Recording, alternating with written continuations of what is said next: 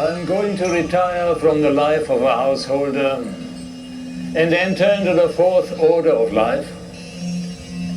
And therefore I'm intending to arrange the division of property between you and Katyayani before taking to the final stage of life, the life of renunciation.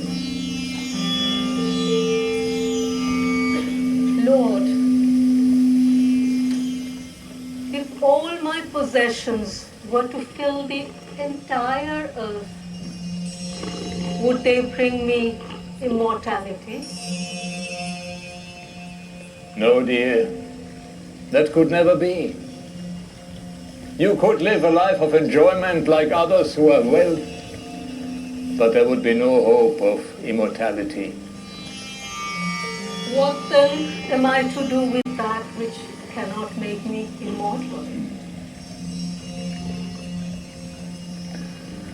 My dear Maitreyee, know that the wife loves her husband not for his sake, but for her own sake, for the sake of the self.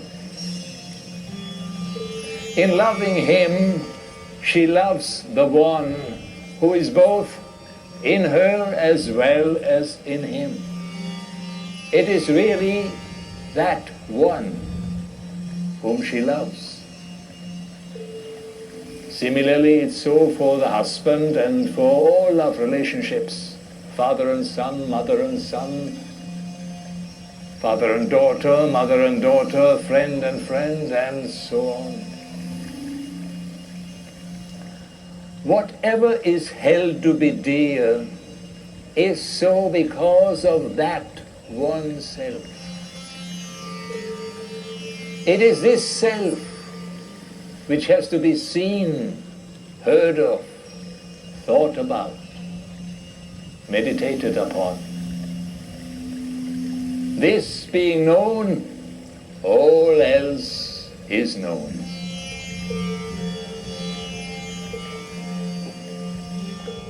As a lump of salt thrown in water dissolves and cannot be taken out again, even so the separate self dissolves in a sea of pure consciousness, infinite and immortal. Separateness arises from identifying the self with the body, which is made up of the elements.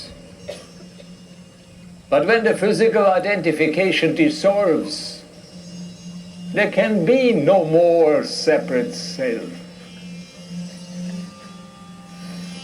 This is what I wanted to tell you.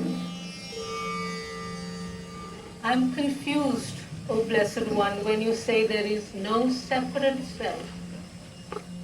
Could you please enlighten me? O Maitreyee, reflect upon what I have said, and you will not be confused.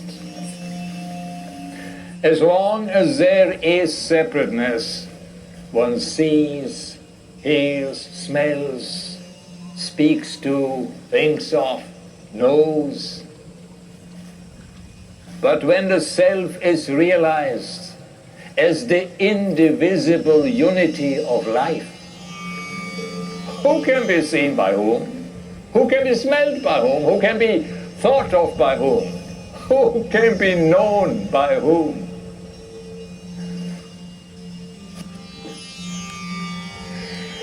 O Maitreyee, how can the knower ever be known?